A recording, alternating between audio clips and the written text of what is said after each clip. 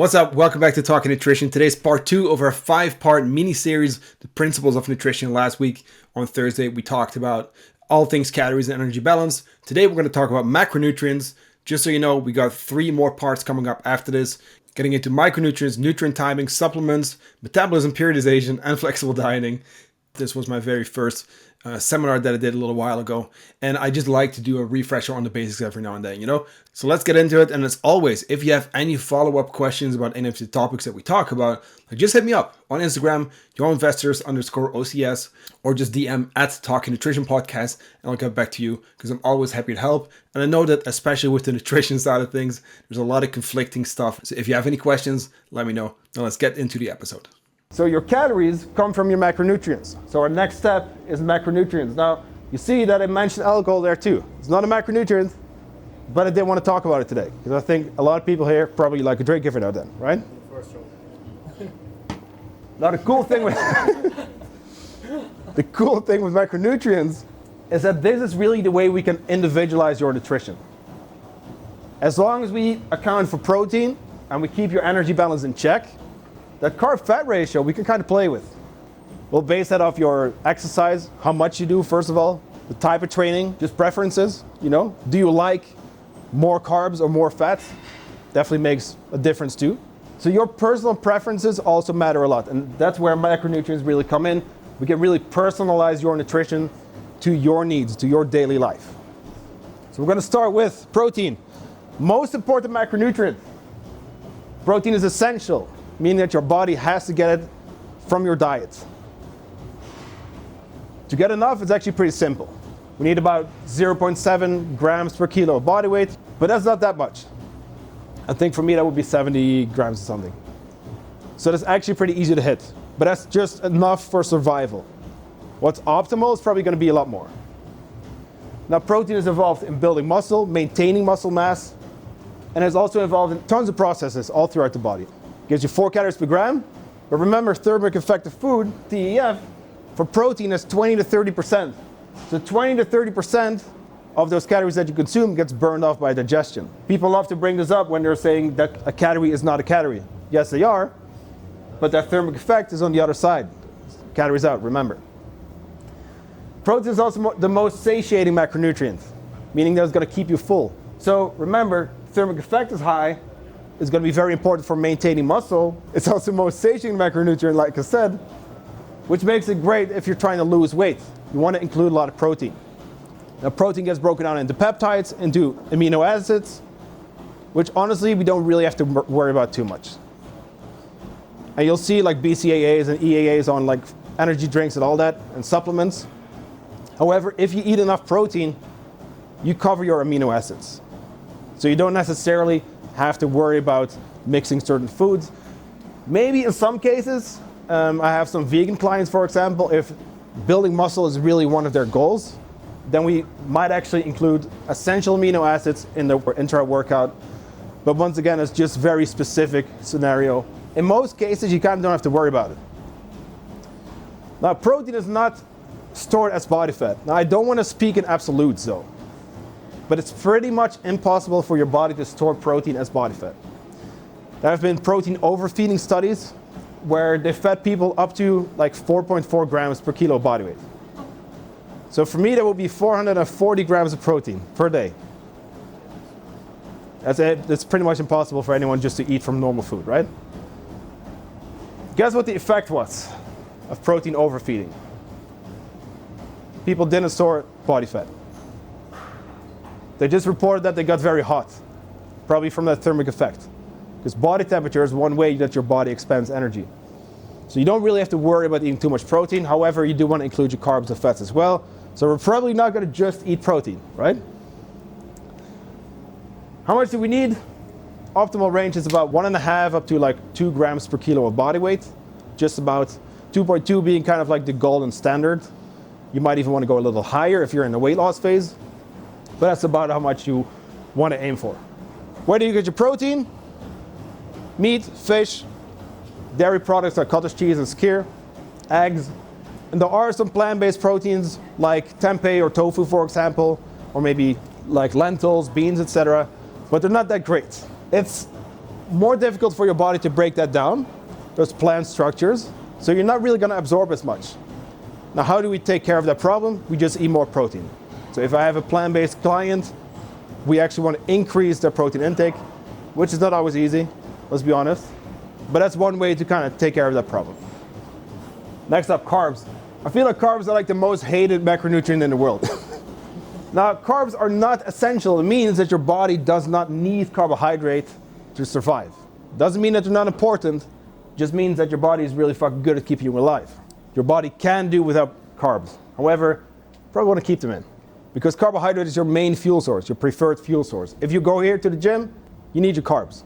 For performance, for recovery, it's going to fuel your training. Carbs also give you 4 calories per gram. They have a thermic effect of about 5 up to 10%. So it's a little bit less than protein. But still, like, all right, you know, it counts. But it's going to fuel that high intensity movement. So once again, guys, I know there's a lot of hate on carbohydrates, and it's always like the scary macronutrient, you know. But once again, if you train, if you want to get good workouts in, and especially if it's like high intensity, like CrossFit, for example, you definitely want to include your carbs. And you can probably get away with very little fats and just try to get as many carbs as possible to really fuel that performance. Carbs actually include some of the most satiating foods in general. It goes for boiled potatoes, for example, oats, rice, those kind of foods. Those are actually great. Those can keep you full in a deficit. Now, there are a bunch of different forms of carbs. Anywhere from simple sugars, like table sugar, to like complex carbs, like a sweet potato, for example, or fruits and veggies, and a whole variety in between. Of course, maybe if we're getting all our carbs from like added sugar, it's probably not going to be that great because it's not really going to keep us full. However, on the other hand, there are a lot of carbs that you can eat quite a bit of, also in a diet, without really having to worry about weight gain. Because remember, it does come down to energy in and energy out. How much do you need? There's not really a number or amount that you need. However, you can include quite a bit as long as you manage your energy balance. It's really going to depend. I can't really give you like a ratio like with the protein and fats, because it's really going to depend on how many calories you do have available. Which foods, fruits and veggies also give you carbs, mostly fiber. Then there's like rice, whole grains, etc., potatoes, beans, a lot of great foods to get your carbs from. Fats. Fats are essential. Your body needs fats to survive. But it's your secondary fuel source. So it's going to fuel that low intensity movement, like walking, etc. That non-exercise activity, for example. It's also very important for hormones. Now, the cool thing is that to cover your fats to get enough for hormone production, it's actually pretty simple. Just about 0.7 up to 0.9 grams per kilo of body weight, that's the trick. So for most people, it's maybe 50, 60-ish, just about there, and you're good. So those are usually not the problem. You don't want to include your healthy sources though. Now, fats are 9 calories per gram, so that's quite a bit. It's more than double compared to protein and carbs. But it does have a very low thermic effect. It's 0 to 3% gets burned off by digestion. That's really not that much. And usually, fats get stored as body fat. Now, you're only going to store that when you're in a surplus, when you're eating more than you're expending. But once again, protein doesn't really get stored as body fat. Then there's carbs, which I actually want to go back to in a sec, because I forgot one thing, sorry. Then there's carbs. And then usually, those carbs are going to be used for fuel, and then fats are stored as body fat. I do want to go back to carbs for one sec. Because carbohydrate is stored in the body, but now it's fat. It's stored as glycogen. Your muscles and your liver are like your fuel tank. And that's why your body stores sugar for later use. Now, per gram that you store, you also pull in 3 grams of water. That's in your cells. It's actually good. You want to have it there. It's like in your muscle. It actually makes your muscles look fuller as well. That's also why when you cut carbs, in a very short time, you'll see a lot of weight loss. It's mostly water. It's usually the food volume that you're cutting. With that, usually a little bit less salt, less water, retention, less glycogen in your muscles. And with that, you're also just going to lose a whole bunch of water weight. So that's why people actually lose a whole bunch of weight when they cut carbs. Only after that first week, all of a sudden, it's not really that much anymore. Why is that? Because it's mostly water, like I said. Now back to our fats. Sorry for the little interruption there. Saturated fats, unsaturated, so mono and poly. You actually want to have a mix. You want to include your omega-3s from fatty fish like salmon to make your overall diet a little bit more anti-inflammatory.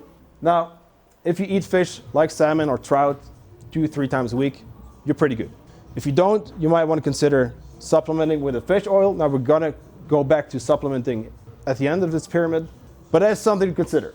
You want to include your healthy fats. And your body even does need cholesterol as well. Cholesterol is also this scary thing, right? But cholesterol is the building block for your hormones. So you do need it. And that link between your blood cholesterol and dietary cholesterol is not really understood, because your body makes it itself, and when you eat it, your body just makes a little bit less, and the other way around. So yes, you do want to include it. A healthy mix of fats, probably from nuts and seeds, fatty fish like salmon, like I said, extra virgin olive oil, avocado, those type of food. Now, alcohol, once again, not a macronutrient, but I do want to talk about it because it's very important. Now, it's probably going to look like I'm against alcohol, but I'm not. Like I said, my opinion really doesn't matter. What matters is what the science says. And I want to educate you so that you can make an educated decision for yourself. Because really, moderation is key. Because yes, you can totally include alcohol without a problem. However, depends on the amounts, I would say. Now, alcohol actually does have a high thermic effect, like 20%. But gives you 7 calories per gram. Also not really satiating. It's not going to keep you full, right? It's also going to impact decision making. And I think if you're on a diet and you're getting drunk and you get those cravings, you're not really going to stick to your diet, right? To your calorie deficit. You can puzzle it in. Once again, it comes down to energy balance. However, just remember, alcohol might want to be one of those trade-offs that you want to make during a diet. I'm not saying that you can include it. You definitely can. You probably should if you like to drink. Because the most important thing here is that you have a good time, right? And that's one thing that we have to talk about too. So I can tell you about the negative sides of alcohol, like it does hinder fat burning, which by the way could be a good idea to maybe lower your fat intake that night to make a little bit of room for alcohol. But it impacts fat burning, it slows down your metabolism. When your body is trying to get rid of that toxin, what it is really, because it's a poison basically. Once again, not my words, it's actually what it is. It doesn't really want to worry about the rest of the stuff, you know? Like muscle building is not a priority anymore, fat burning, etc. So it just wants to get rid of the alcohol before anything else. So just be aware of that. But back to that good point, because it does give you a good time. And I think there's a lot of value in that. You want to include your drinks. If you enjoy having a drink in the evening with your partner or your friends or whatever, and it's just a nice way to kind of de-stress from work, like have the drink. But once again, I know there's a lot of downsides noted here.